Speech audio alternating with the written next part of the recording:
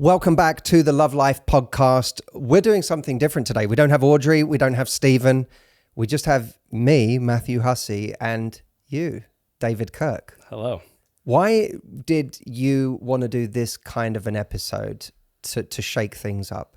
You know, I produced the podcast in the background, and it was more just, I think, by consolidating, just one-on-one, that I could get some more volume of what you think about certain things, and also stuff that I'm seeing that's going around in my head about what's happening with the podcast, what people are saying, what comments are saying. I make a habit of looking through them, and sometimes I can just remember them off the top of my head. And so I wanted to, kind of field them as they come, and kind of just, also I'm just curious to know more about you. There's some stuff that I'm going to ask you that I haven't personally heard you asked before, and that might just be because I've missed it, but I want to know. Well, I'm excited about this because I don't know, I haven't seen a single question that you're going to ask me. I haven't read a single comment that you're deciding to bring me from the audience. And I like the fact that this is a chance for you to kind of not just talk about things people want to hear about, but also challenge me in ways that portions of the audience, people in the audience, would love you to challenge me on. So it's going to be fun. And if you enjoy this format and this episode, let us know at the end of it, podcast@matthewhussey.com. So with that, I will be a hostage for the next hour. Let's do it. I'll be honest. I think I agree with this sometimes.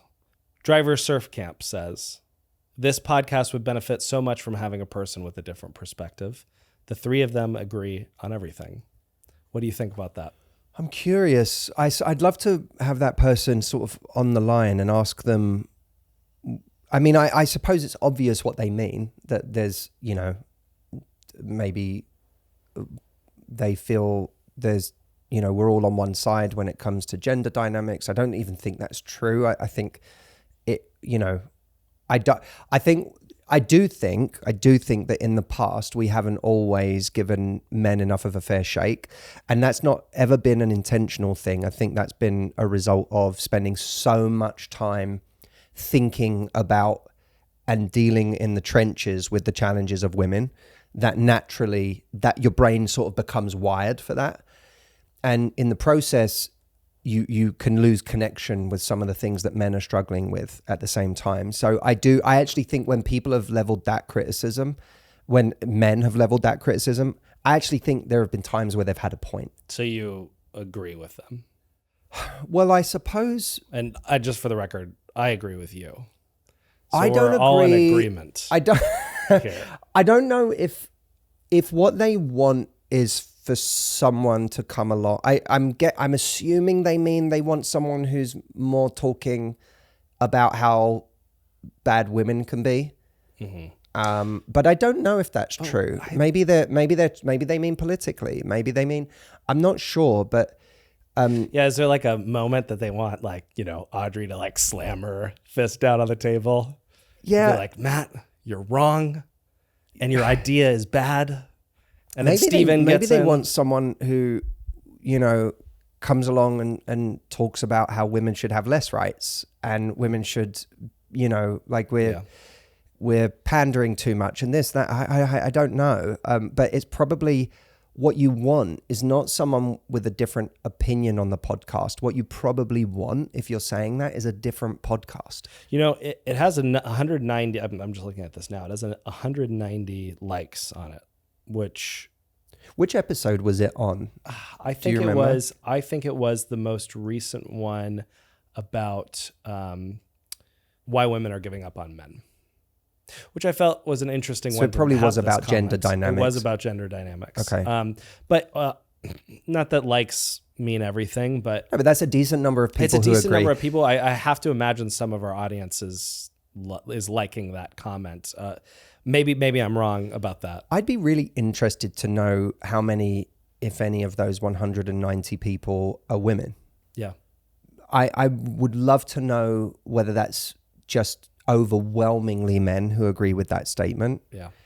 In which case, and I mean this sincerely, I want to invite whoever, the person who wrote that may not be listening now, but whoever is here that agrees with that statement, I would invite you to email us, podcast@matthewhussey.com, and let us know specifically what opinions you don't think are being aired or represented. Because I'm happy, I enjoy playing with ideas. I enjoy, debating ideas. So if there's something that you feel has no airtime and you want to give it airtime, as you tell us, email us and let us know. But I'd be very curious if that was split between men and women, then I'd really be like, whoa, what are we not representing here? But my suspicion is that is heavily, if not all, men. And and a certain type of man maybe too. But again, I don't want to assume. It might be that there are men in there who have really valid points that they feel are not being made on the podcast, and I'd love to hear them. Yeah, I think what is, I think kind of desired is that I've listened to you for a year and a half over there, and it kind of there's really good advice that you need to hear over and over again. And it works. And sometimes that means that you have a lot of people around a table kind of discussing the benefits from it. And no one's like, oh, that doesn't work. Mm-hmm. It's because they've integrated it into their life and it works. I do think there's some things where we could push back a little bit. So I have one that for you where, one that I've listened to for a while where I'm like, I actually think there's another side to this. So there's a kind of, not just you, all through YouTube, social media, mm-hmm. Don't chase. Don't chase. Yep. I disagree. I actually pretty harshly disagree because in my life, I'm a trier. I'm a bit of a trier. And, I've felt embarrassed from chasing. I've probably pushed some people away by chasing. But I've not regretted my actions to do that because I put myself out there. I got rejected. It didn't work out. And I felt like I was stronger for it. And the person that I did end up with, I chased at a certain point, and it kind of all came back around at the end. And I think that this rhetoric online can kind of leave people in a more comfortable place because it's like the activation, like people would love to hear don't chase, don't try because it's actually not going to work. And you're like, oh, okay, cool. I can chill. I don't need to chase. I don't need to try. I don't need to put myself out there. It kind of psychologically, it kind of reinforces that. So I'm curious if do you think we've gone over far in the pendulum of don't chase, and we actually haven't added the nuance back in of that there are times where it's effective to... Well, let me ask you this. Uh-huh. Why do you think, looking back, that and I maybe would shift the word in the context you're using it to persistence, mm-hmm. but why did your persistence work for you, do you think, in the times that it did work? In the times that it did work, it worked because I felt that I gave a fair shake to each of the situations that I went into, and I didn't feel like I left anything on the table. I felt like I established myself as a person who shamelessly will send the extra text, mm-hmm. will send the extra thing, will try to reach out. Yeah, maybe I appear a little bit desperate, but and maybe I'm a bit of a romantic, but I also felt like that reputation ended up helping me in the end because I didn't have any shame around it. People started to not pity me or judge me for it. It was just who I was. Mm. And one thing, I didn't even second guess that it was like a problem. And there are times where it didn't work out and that it actually was counterproductive, but it was. And how did you How did it affect you in those moments when it didn't When it work didn't out? work out, oh, I felt terrible. You did? Yeah, I felt terrible for a while, and I felt embarrassed for a while. And then I kind of told myself, I was like, yeah, this is part of the game, right? This is part of it. This is part of it. I'm not gonna change my behavior for next time, because I think the person who I'm with, me chasing them isn't gonna be this psychological thing that turns them off from me. I'm gonna pursue the things that I want, and if it doesn't work out, then I just have to let it go. And I that's the nuance that I would add into it, is that you really have to know and have a short memory when it comes to rejection and that kind of stuff when you operate that way. But I have a sneaking suspicion that there is, for you, some aspect of that persistence. There were two things going on. Please tell me if I'm wrong, because I don't want you to give me the benefit of the doubt. No, yeah. I suspect that there was a cocktail of two different things happening. One was maybe a little bit of a feeling that David had, that people don't always fully understand what's awesome about me straight away. That it might take time, and in order to truly give myself the chance that I deserve, I might have to continue a little further. And that the other side of that, the other ingredient in that cocktail, which by the way is already implied, is there's something awesome about me. That I suspect that there was an act, that part of that persistence actually was derived from a kind of confidence that I actually do know that I have something. And you may not know that yet, and you may never know that, but I do have a sense of that. And the more persistent I am, the more I actually have a chance of you finding that out. And maybe I even slightly back myself for you to find that out. Now, I don't know that to be true, but I'm curious to know if that resonates with you. Yeah, I think it does. I think... I don't think you would.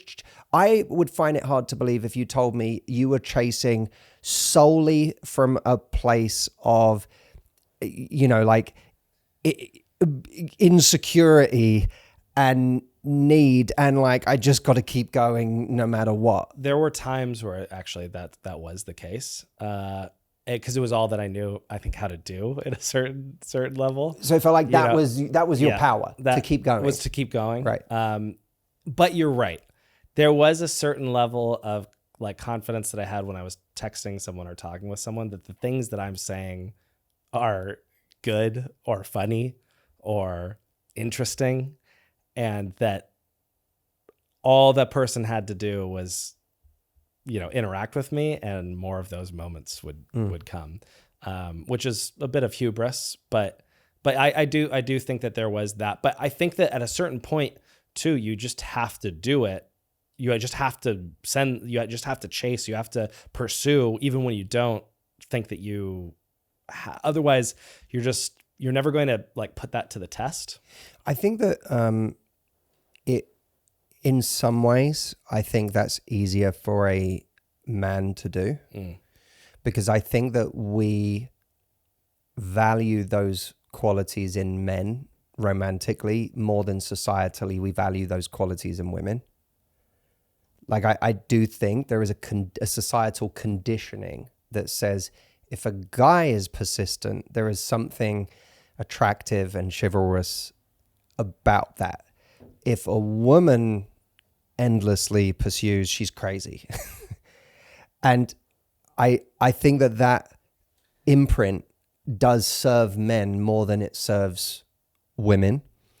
I also think that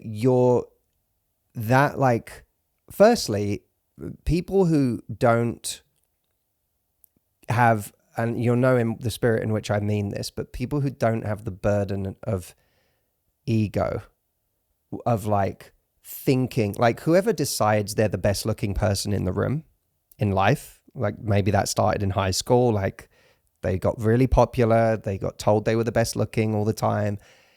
That person, it's really hard for them to chase because they have an ego to maintain in that department where they're like holding on for dear life to this idea they have of themselves that they've decided is their value. So for that person, it's really hard for them to like be seen to be chasing even by themselves, because it God forbid they get rejected. It calls into question this entire identity they have for themselves. And there's something that happens for a lot of people where they've never attached themselves to a very stifling identity like that. And they're a lot freer as a result. They can go out and make mistakes and get rejected because their whole identity doesn't ride on the idea that I never get rejected. So once you don't have that identity, you are naturally a lot freer. But the part that turns chasing, or again, I think persistence is a better word, but the part that turns that into something that winds up being attractive is when it ultimately does get paired with a standard. Because if you did it indefinitely and it never ever came with a kind of standard of like, at the end of the day, like if you don't see what's valuable about me, then no, you don't deserve for me to keep pursuing you. And as long as like that, you meet that point somewhere along the way, it actually does become very attractive. It can be very attractive when you persist in going after someone, and eventually they do see like, oh, I get it about you. There is something about you. And then, by the way, you in that relationship, what they feel is that this person who did persist is also someone who has standards about the way they want to be treated now that you're in a relationship together. Yep. Whereas if you are someone who persists and persists and persists, and now that you get them, you are in the relationship someone who is just never feels good enough and always feels like, I'll let you walk all over me, just please don't go anywhere. Like, you're not going to hold on to that person for very long. And I suspect that, again, the reason that you have been successful in having a long-term relationship, and I don't know your relationship history before, but I know something about your relationship today. You know, I think the reason that has lasted is because even if you did persist in the beginning, the person they discovered at the end was a person who actually did have standards. Yeah. I at the risk of, more, no, but I think having it's the interesting. same perspective, I agree with that. I agree with that. I think the one thing I think I do disagree with a little bit is that I think women actually I think it's becoming more attractive for women to be persistent. Maybe it's like it's my perspective and it's anecdotal, but I don't see anything wrong, and probably you don't either. And I don't see anything wrong with someone who is being persistent, a woman that knows what she wants and will tell you that. So, yeah. And I have to believe, I actually do believe, I think that that's changing, because I think there is, with earlier what we talked about on the podcast with changing economic, like that comes with a level of, oh, well, I can actually, get what I want. And I think men have to, a lot of men that are, in a situation where they're finding that if I am attracted to that actually could be in my benefit. If I'm attracted to somebody that is pursuing me, and I don't find that unattractive, that widens my pool. And also it's kind of cool that women are able to, I don't have to be the only one who does things. And I maybe it's just a feeling. It could totally be an anecdotal feeling, but I think that it's changing. No, I think you're not wrong. I think so much of it comes down to what's the source of that chasing. Like, what's the core of it? If the core of it is, I need you, then we have a problem. If the core of it is, I'm doing this because you're wrong. Yeah. There's something sexy about that. There's something like, that's the kind of energy that's, you realize, okay, this person's trying harder than I am. They're not going to do it forever. I can sense that, because they're not coming from a weak, needy place. And you know, they seem to really think they're onto something, and I'm starting to think they're onto something. Yeah. Like that is, Audrey wasn't not persistent. Yeah. Audrey was persistent, but she was persistent in a way that said, I know I have something. I know we have something. You're wrong. I'm right. But I'm not going to give you the benefit of the doubt in being a moron who doesn't figure that out forever. Yeah. And there were times where she tried harder than I did, at 100%.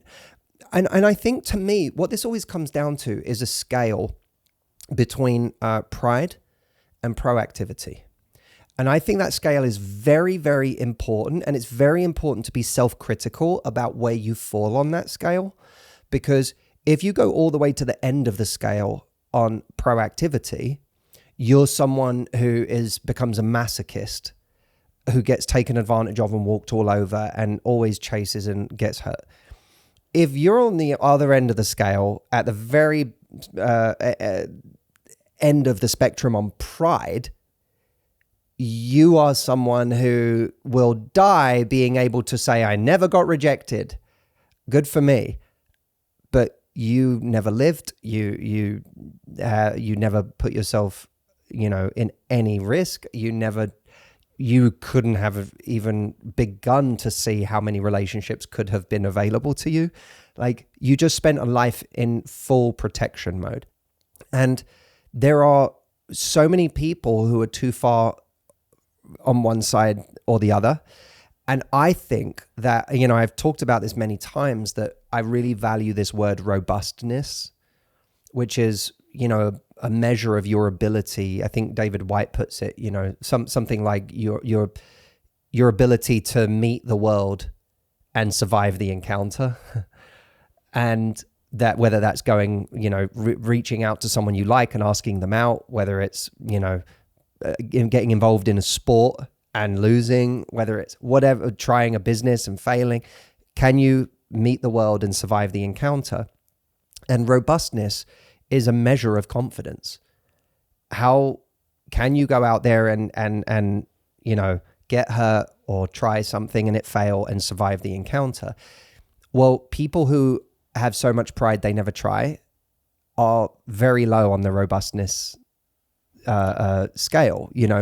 I would say that there's your ability to go out there and push and try and be persistent. It was also a measure of your robustness, which I see as a measure of confidence in itself. And I think anyone who spends too much time avoiding sending the text, I'd never double text. I would never do that. Anyone who spends so much time obsessing over the tit for tat nature of who gave more, who's doing more, did I give more than they did, or what, is actually betraying their insecurity in how much they focus on those things. Because I know the more confident I've become in life, the more I'm willing for a time to be the one who puts in more effort.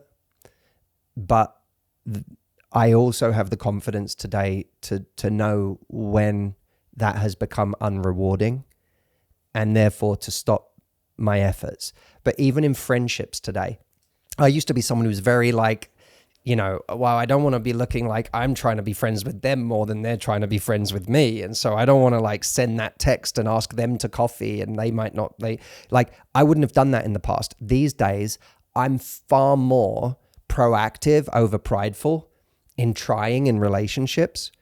And it served me very well, because relationships have become available to me that never would have been available to me in times where I was less persistent. So to that extent, I think you're right. It strikes me, everyone listening, that this is a really good opportunity to mention Matthew AI, because one of the things that Matthew AI is really, really great at is giving practical advice for specific situations. And if you are anything like me and you've had a realization in your life that you could stand to be more proactive than you have been, even by 5 or 10%, and you feel like, maybe you've gone through life missing out on a lot of opportunities because you don't put yourself out there enough. Maybe you're a little too afraid of rejection. Maybe you feel like you don't even know really what putting yourself out there more looks like.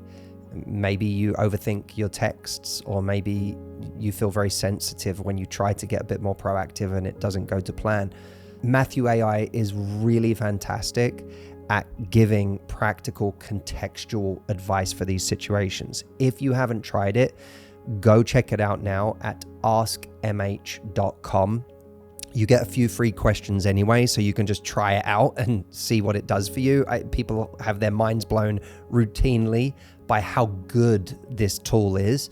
And if you sign up for it, it remembers your conversations. You get your own dedicated number, so you can text or call me or WhatsApp me anytime you want and get answers to your questions. So if you have not tried it yet, and you know that you're not creating enough opportunity in your love life, this is my invitation to you to go and try Matthew AI at askmh.com.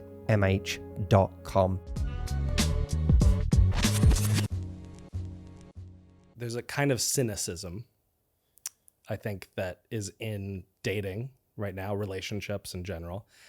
And we've even, to an extent, allowed that to kind of pervade our podcasts or some of the stuff that we make. I'm curious if you think that we are in a truly unprecedented era of it being difficult to find love, and that just the culture, the mechanics, the things that put us in proximity to each other are causing true dysfunction when it comes to finding someone. I think we are. It's been happening for a while. It's been happening, since we got addicted to our phones. That has made things more difficult. It's true that our social skills, to some extent, to greater or lesser degrees, depending on the person, have been eroded. A lot of people now are simply not comfortable being anywhere without this device to pick up and look at. If you only have to just imagine standing in line for a coffee.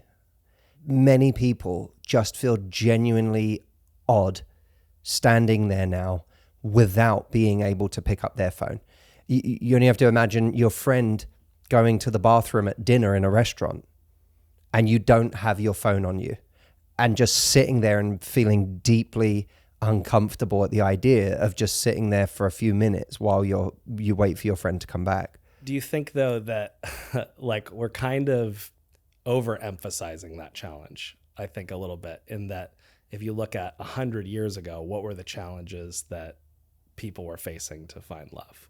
Like, there was, major economic influences and the general freedom, for people to choose who they love wasn't there. Why are we so obsessed that now it's really gotten bad? And it seems almost arrogant. I don't know what you think about that.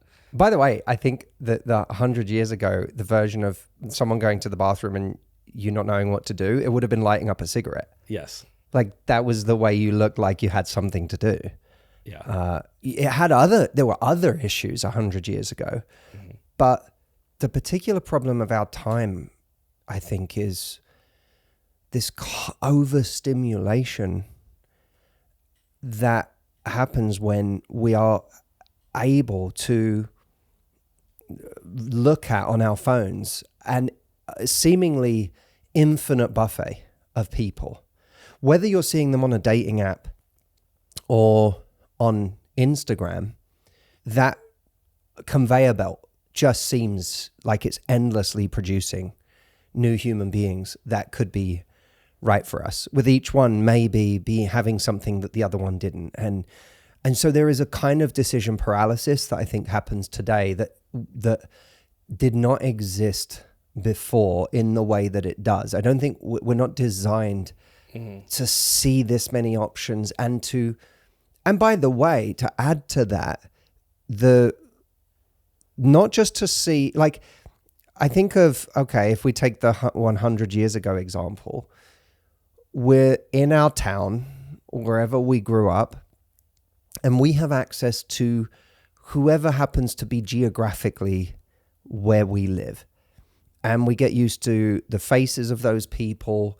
We're seeing those people in real life. So however attracted you may be, you probably have a pretty good gauge of how attracted you are, because whoever you saw at the local shop today, it's them that you saw. Now, we're not seeing them, we're seeing however that person is filtering themselves on Instagram. And everyone who's out there dating right now knows that experience, that lived experience of, I wonder what they actually look like in real life. I wonder how, I've been and this was going back many years now, but even many years ago, I had the experience of going on a date, going to a coffee shop and not being able to find the person that I was supposed to be meeting for the date. I literally couldn't find this person. And it turns out she was in the coffee shop the whole time. I just walked past her a couple of times before realizing it was her, because she looked so different in her pictures online. And I'm not saying that as a female only thing. Men are doing it too. Everyone to some extent is doing it, some far more than others. But we are at like peak levels of distrust. And even, by the way, now throw AI into that, and it's a whole different ballgame, because now you don't even know from someone's writing who they are, because you have no concept of whether they have written that themselves. So until you meet someone in person, like, our trust levels are on the floor in dating right now and in life in general. Guys, one of the most challenging things about modern dating is not just finding someone that we like, which can be challenging all by itself, but even once we have, and we find someone who likes us back, it still feels so difficult to get to the point of actually having a real committed relationship with that person. That's because of something called the investment gap. It is the time in early dating where we are willing to give and invest and commit more than the other person is. I have put together a free training called From Casual to Committed, where I talk about how to overcome the investment gap. It is one of the most common things in the world right now. And I show you very specific things that you can do and say that actually start to progress the relationship in an intentional way that leads to real commitment. And I know of what I speak in this area, not just because I've been coaching people in this area for 2 decades of my life, but also because in the beginning of my relationship with my wife, Audrey, I was the one who was having some fears around commitment. And some of the things I talk about in this training are things that she literally said and did with me that made all the difference to my ability to commit. It's amazing what the right language and the right actions can do in creating a relationship that actually goes the distance. I want to show you what they are in Casual to Committed, which you can watch for free right now at getcommitment.com. That link again is getcommitment.com. I have to tell you about something brand new that has never been possible before and is going to be a completely new way of finding love. It is called Sync. I said I would never create a dating app, and I haven't. What I have created is something I am far more excited about. It is an AI-driven matchmaking app that talks to you, gets to know you, understands you and what you want in your love life better than you even know yourself, and then recommends you matches based on knowing you at that deep level. And the matches that Sync recommends for you are people with whom it has decided you are likely to have deep compatibility with. It has been trained by me, as well as a ton of research on compatibility science, attraction, and personality science to get you results that actually make people you meet worth your time. And we are even measuring success differently at Sync by measuring our success not in the number of swipes, but in the number of second offline dates we create and 5-year anniversaries. If you want to be one of the first people to try Sync, we are going to be testing it in New York coming soon, and there is a wait list at talktosync.com. Sync is spelled SYNC. Talktosync.com. And if you're not in New York, but you want to be on the wait list anyway, don't worry. Once we've tested in New York, we will be looking to roll out to other cities so that you can try it too. Get on the wait list now at talktosync.com and join what is a completely new way of finding love. You have an ability to project some trust onto your audience and women. And I'm curious, can you nail down like a source of like, maybe it was in your past or it was a moment where you kind of like felt like that you had a connection to certain people's viewpoints that, in this case, generated your audience, women. And I'm just curious if maybe it's someone in your life or if it was an event in your life, but that where you kind of felt like you had a resonance to women. And it gave me that resonance, or I started to notice that you started to notice it. You started to notice that you had a kind of resonance. God, I don't know. When I first started out, I was kind of dubbed like, I don't know, the man whisperer or some version of that nonsense of like, that was like the interesting thing about, but to be fair, at 21 years old doing this, I needed something that was interesting about me because it was hardly going to be like decades and decades of life experience that I didn't have. So, the kind of like the PR angle that I didn't even court it, but it like came to me was this like, oh, he's a guy and he knows men and how interesting that even at the time, I thought that was a tacky angle, but it was a kind of, in a way, a useful angle to get me through the door. But I can't, that seems so stupid now, that concept of, I'm a guy, so I know men and I'm going to tell you about men and whatever. It's just silly. Because I think, in fact, it's not really very representative of who I've known. Right. Where it's like, you're not kind of like constantly, identifying with the dude. You have many masculine kind of traits about you, and we can connect on that level. But it's like there's a genuine kind of, I think, connection with your audience that a lot of people lack. A lot of people lack empathy with, people that maybe are gender-wise different from them. And you have that. And I'm just curious if like, so that was how you started, that was what you were branded as. Was it after that actually, and do you agree with that, by the way, what I'm positing about you? Yeah. I think, I come from a family of really, amazing women. Like I come from really strong stock when it comes to women. They're like, right, going back to like my great grandmother's, like she was alive while I was alive. She died at 98 and she was like the toughest woman around. She had a giant anchor tattoo on her arm, and people could be afraid of her. She was tough, really, really tough.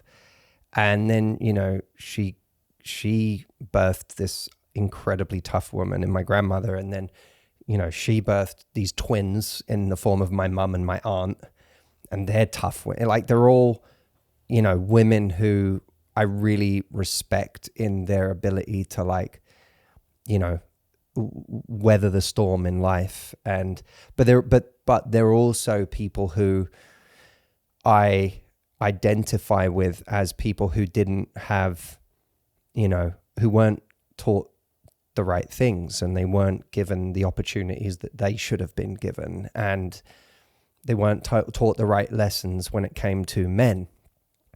And so I think I've been able to get angry plenty of times in my career about what I see happening with women and to women, and the way men talk about women or what they feel entitled to with women. I don't have to dig deep for anger. And that anger, I think, has served me very well, because it's not come from a place of like deciding one day from a kind of virtue signaling place that I'm a feminist, and then enjoying the bandwagon of being that person who's fighting for women. And it came from a much more like a raw place in my life of being raised. I was raised by women. Like, I was not, for me, my background and my family, they're all from the East End. The men did not raise the kids. Like, the men were somewhere all day, and the women raised the kids. And on Friday night, it was the sleepovers were at our house or my cousin's house, and the women were the ones making the sleepovers happen. And, the weekends, the adventures were the women taking us for our adventures. And so, like, I was raised by women. And when I then see women like the women that raised me having a hard go of it, it's not hard for me to relate that back to my own life. And that's where that comes from for me. So I don't, it's never been hard for me to relate to women in that way. Speaking of that anger, and kind of tying it back to where we started this is, the conflict between men and women that I think we've even been exploring as topic on this podcast. There's a comment that I saw earlier today, and there's tons of these. We've seen these, and I kind of want to talk to you about like breaking it down. I have a little bit of a theory or a lead in on it, but okay. So from Dimitri 3876, this is from the episode, What's Behind the Male Fear That Women Only Care About Money. Dimitri 3876 says, it's always about money. No matter how sophisticated tales women make it, stable future, safety, smiley face. So like staying in that zone of kind of anger when it's not difficult for you to get angry about people mistreating people. I get kind of frustrated when I see comments like this, not because there's a kind of desire to remain in this distrust and remain in a reality that's worse than the reality that women actually are very nuanced and diverse and have many interests, and that there are many different types of people in the world. No, it is just about this. We are kind of, I think, trying to engage with men more, but when you see a comment like this, like it's kind of interesting. Like, I don't know if you have the same feeling. I kind of want to bring them in and say, hey, you know what? It's that's not the reality. The reality could be much better. But also the brusqueness and the anger that's behind it makes it difficult to do anything but revile. Can we talk about like these guys in our comments? Like, it's interesting that they're there, and what do we say to them? How do we interact with them? I think anyone is capable of arriving at that place of just such frustration and disillusionment at the state of things and what they perceive to be that like universal truth, that you kind of you give up, or you want nothing to do with the whole thing. And you can find examples of this everywhere, really. You can find the female example. Yeah. With men, it's always about looks, or it's always about age, or it's always, totally. And we see that all the time. Yeah. You can find, and I sympathize. When I hear that, I hear someone has had a lot of pain. Someone has been made to feel quite small. I don't know who by, but, they've also, I think, been around the wrong mentors. I don't think that that's someone with healthy mentors, because so much of what men end up believing came from their own childhood, whether it's watching their mum and the way their mum behaved, or whether it's everything that their dad or the male role models in their lives told them their whole lives, truths about women and what women are like, and that gets carried over. And at a certain point, if you're mad that it's all about money, there's a good chance that money is a trigger for you. There's a good chance that money is an insecurity for you, and that it's an area where you never quite feel good enough. And unfortunately, yes, it gets validated by, if you want to find evidence of women caring too much about money, you will find it. There's plenty of it. And there's plenty of women who will leave this guy to get with that guy who has more money. Like, there's those women are out there. But when you've become convinced that that's the only reality that exists, and that there's not also an entirely different reality of women whose value system does not revolve around money. I can tell you, my wife's sister has been in town with us for the last week. She's awesome.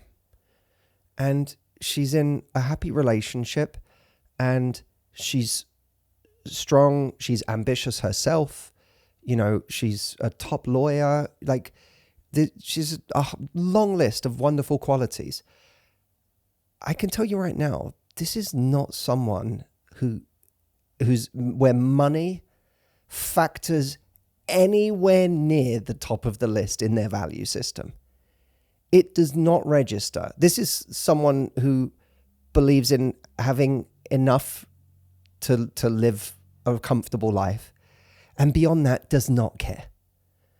And I always wonder, like, I don't have to look far in my life to find women who are not making decisions based on who has the most money. Like, it does not, I don't have to go far at all. I suspect you don't either. I suspect Harrison doesn't either. Like, who are these men who are lacking any examples of the opposite of what they're talking about? That's what I think. They have either truly embedded themselves in a world of people that I want nothing more to grab them by the hand and pull them into a different social circle and a different network of people and say, look, or they are willfully ignoring the examples that would be antithetical to everything that they've decided to believe. And here's even more. I mean, we got a couple emails from that episode of women who were coming to us to say, hey, look, this is my story of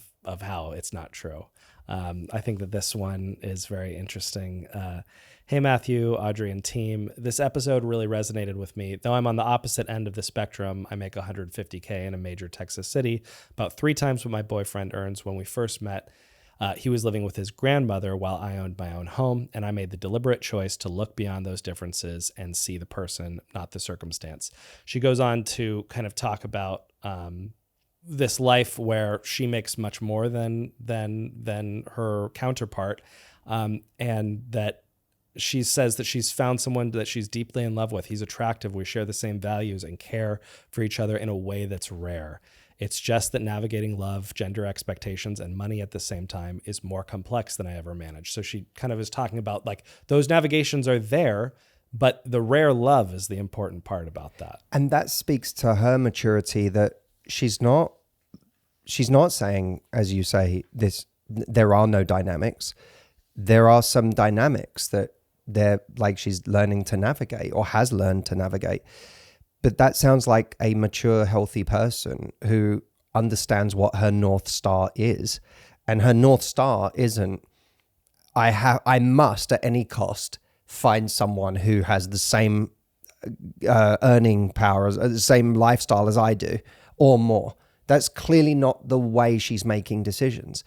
And, if you want to be a guy and resent someone for even acknowledging that there are some dynamics to figure out, well, that cuts both ways.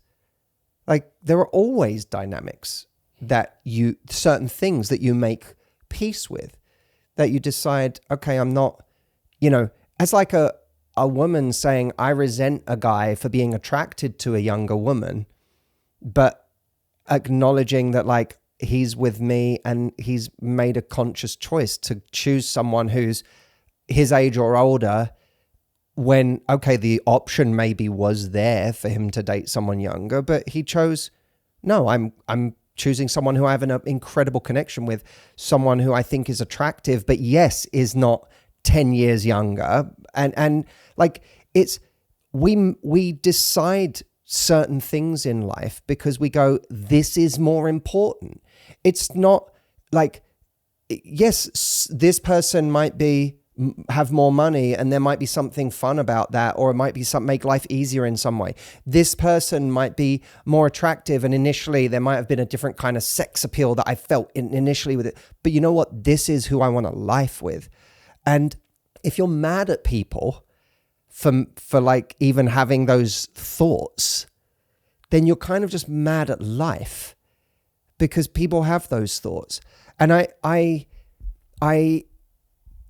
do think, to almost in a way shine some light on women too, I do think that the changes that have happened in recent decades, where women, are more educated, more women coming out of universities than men, where the earning power of women has gone way up and there's many, many women out earning men. And like all of these changes, which I see as nothing but positive, require evolution on both sides, because you naturally have women whose standards have gone up, which they should have.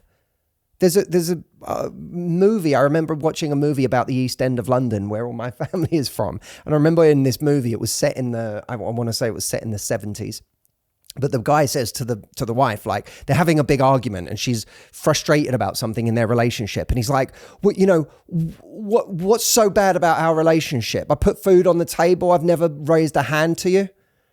And she says to him, like, you never raised a hand to me. That's how it should be. And it's like, if we've evolved to the point where women's standards have gotten to the point where now it's not enough that a guy just earns a paycheck and isn't abusive, good. Yeah. But that doesn't just leave men wondering, okay, some of my regular ways of impressing someone are no longer as valuable. Like I have a decent job, for example. I'm a generally decent human being. Like that's not enough anymore. I'm sorry. But it's not even that it's not enough. It's that women who don't need you for a paycheck and have a completely different level of freedom naturally are going to be saying, well, I'm looking for more. So men have a long way to go in getting comfortable with that, but women also have like some soul searching to do, because, or at least the women who are now completely rewriting what it is they want in relation to themselves, they have some soul searching to do, because you're going to have to get really clear when you say like, I want a guy who earns what I earn. Why? Like, why is that so important? Is it as important as you once decided it is? Like, what you have to get clear on what you're actually looking for.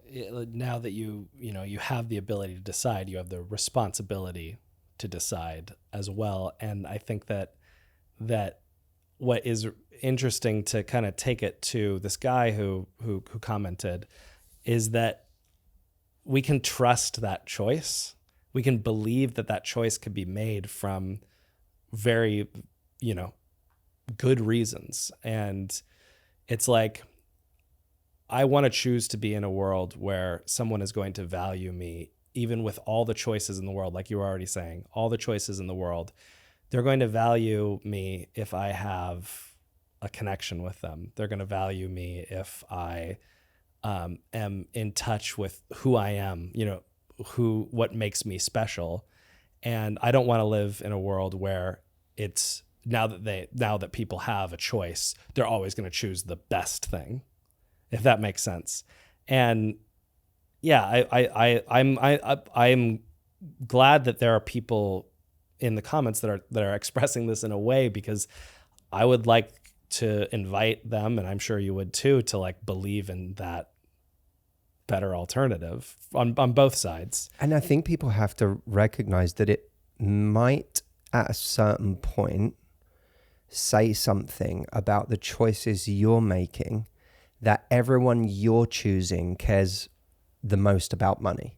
Yeah. At some point, you have to take some responsibility for that, because you are, whether you admit it or not, if that's your truth, every time you date, you are playing in a certain world. You are playing with a certain kind of individual. And we, rather than shaming all of women, or frankly, all of men, because the choices you're making keep bringing up people who only value X, you might have to take some responsibility for why you keep being drawn to people like that. Because other people exist. And is there something about those other people that you have some kind of contempt for? That means that you're never entertaining them. I could have gone through my whole life getting steamrolled if I wanted to. I could have gone through my whole, I've been hurt. I've been heartbroken. I've been broken up with for somebody who, more looked the part or was the part or whatever. I think sometimes people talk as if no one else knows any pain. And the reality is I've been through the heartbreak of feeling like not only did I get dumped, but I got dumped for someone who was everything that I didn't feel like I was. And it sucks. But at those points, you kind of make a choice. Am I going to spend the rest of my life trying to get the person who dumped me in another form? Like that person, but just with another face and another name? Or am I going to realize that there is a game being played here that I actually don't want to participate in again? And I want to participate in a different kind of game with a different kind of human being. And if when you do that, you have to check yourself and your own judgments and your own hidden contempt for this group of people over here who are playing a very different game, who maybe at one point or another you decided were uncool, didn't quite, they weren't the cheerleader or the football captain or the this or the that or whatever. If you start going towards another direction, a different kind of human being, and you start finding some contempt there, then now you're onto something. Why is it you have such contempt for and why is it you are so hell-bent on getting these people over here that apparently treat you so badly and decide every time that you're not rich enough or tall enough or this enough or whatever, because they're just not the only people that exist. And if you think they are, you're not paying attention. Yeah. 100%. Earlier we spoke about the women in your life.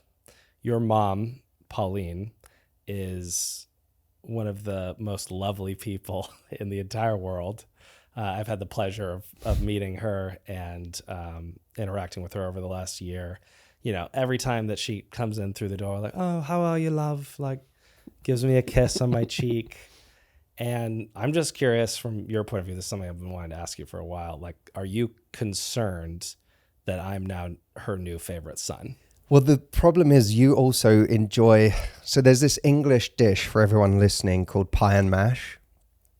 It's not even the kind of dish that you could ask people in England if they knew about it, because it's not even a like nationwide treasured dish. It's like a local East End of London kind of dish that is very, very regional, and it's like old Dickensian food. The liquor. Pie and mash and liquor. See, you even know the lingo. By the way, it's like a meat pie and a side of mash, and you pour over it what's called liquor, which doesn't mean alcohol. It means this sort parsley sauce. Yeah, this glutinous kind of like thick, stodgy parsley green sauce. The whole thing looks like something that belongs in a Dr. Seuss cartoon. And it's a problem that you even got taken for pie and mash when you were in England for our team retreat. Yeah. And you really enjoyed it, and you cleaned your plate. I did. I couldn't do the 2 pie, 2 mash. It was too much for me that day. I think I did 1 pie. Two pie. So when mash. You go mash. into a pie and mash shop, you say you want a 2 and 2, or a 2 and a 1, or a 3 and a 1, or a 3 and a 2, and that basically equates to how many pies, how many mash, and they only take cash. Yeah. So I could be replaced, because even like you could go home to mum. Yeah, she'd take you for pie and mash. And we'd been talking about it for months. There's very little at this point that I can offer that you can't. Well, I'm glad that you're a good eater. My mum loves a good eater. Yeah, well, I'm glad that you're coming to terms with that.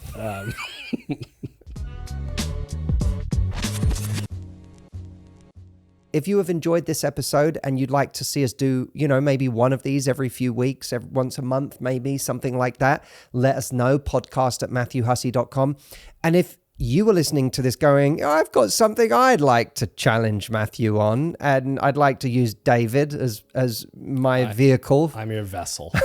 Then email us podcast@matthewhussey.com. And by the way, even if you just have comments that you want to make that you'd like David to read out, email us. We'd love to hear from you, and let us know if you enjoyed this, because it's the first time doing it and we want your feedback. Thank you so much. We'll see you next time.